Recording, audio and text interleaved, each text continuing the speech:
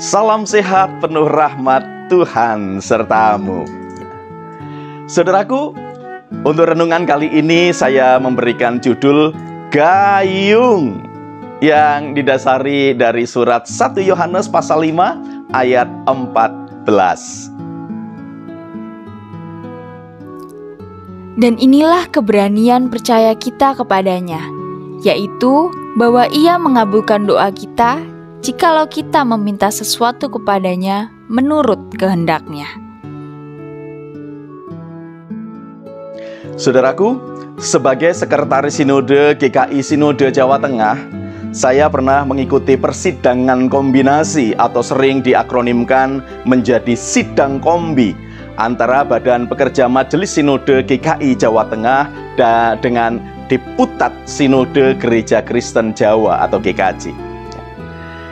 Sidang kombi diselenggarakan dalam rangka membahas lembaga-lembaga kerjasama antara Sinode GKI Jateng dan Sinode GKJ. Satu kali, untuk mengisi waktu rehat makan siang di salah satu sidang kombi yang diselenggarakan di Yogyakarta, saya dan beberapa pendeta senior, baik dari GKI Jateng maupun GKJ, bermain tebak-tebakan. Ya. Seorang pendeta senior dari GKJ memberikan tebakan kepada saya, dan saya dapat menjawab tebakan tersebut. Dan ketika giliran saya untuk memberikan tebakan, ternyata beliau tidak dapat menjawab. Setelah itu, beliau meninggalkan ruang makan sambil tertawa dan berkata, "Wah, aku ora bisa jawab bedekane Mas Guru." Yang artinya, wah, saya tidak bisa menjawab pertanyaan tebakan yang diberikan oleh Mas Guru.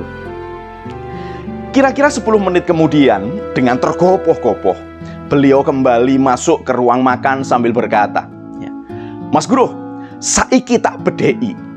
Coba bisa jawab opo ora? Barang opo nek isuk nang dapur, nek awan nang kamar mandi, nek bengi nang gendeng." Ya. Artinya, Mas Guru, sekarang saya akan memberikan pertanyaan tebakan. Bisa menjawab atau tidak. Benda apa yang kalau pagi ada di dapur, kalau siang di kamar mandi, dan kalau malam ada di genteng? Sebetulnya, saya ingin menjawab sekenanya saja.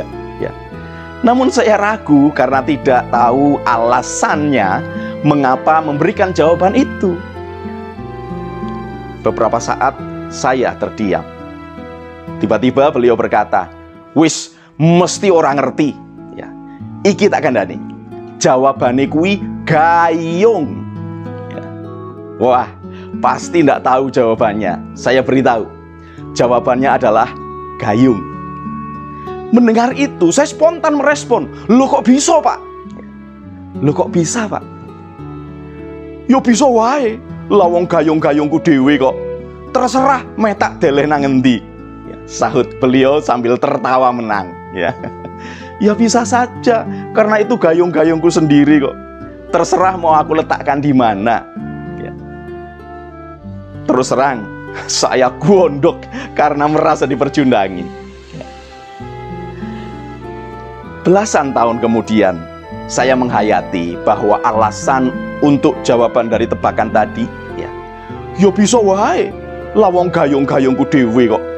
Terserah meh tak deleh nang endi.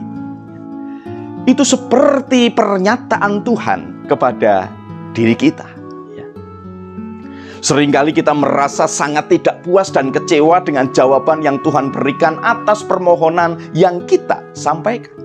Karena ternyata jawaban Tuhan itu berbeda dengan keinginan kita. Ketika kita kecewa atas jawaban Tuhan itu, maka sebetulnya Tuhan berkata kepada kita, "Ya terserah aku toh. Apa yang aku berikan itu kan berasal dari milikku sendiri. Aku bebas untuk memberi atau tidak memberi." Di sini saya belajar bahwa seringkali kita maunya memaksakan keinginan kita kepada Tuhan. Kita lupa bahwa apa yang kita inginkan itu seringkali bukan merupakan apa yang sesungguhnya menjadi kebutuhan kita. Bukankah seharusnya sebelum meminta kepada Tuhan, kita bertanya terlebih dahulu, apa sebetulnya yang Tuhan kehendaki? Saudaraku, dengan memahami apa yang sesungguhnya Tuhan kehendaki itu, maka akan membuat permohonan kita selaras dengan kehendak Tuhan. Dan ketika permohonan itu dan permohonan kita ini selaras dengan kehendaknya, maka yakinlah bahwa Tuhan pasti akan mengabulkannya. Inilah yang disampaikan oleh Yohanes. Dan inilah keberanian percaya kita kepadanya, yaitu bahwa Ia mengabulkan doa kita jikalau kita meminta sesuatu kepadanya menurut kehendaknya. Oleh karena itu, mari kita terus menjalin relasi yang akrab dengan Tuhan.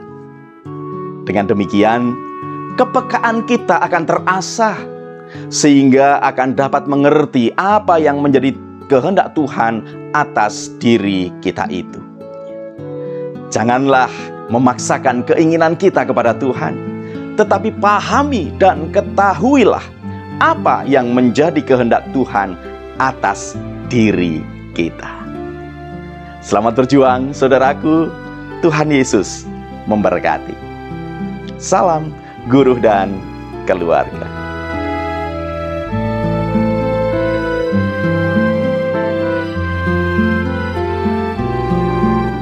Saudaraku, mari kita berdoa.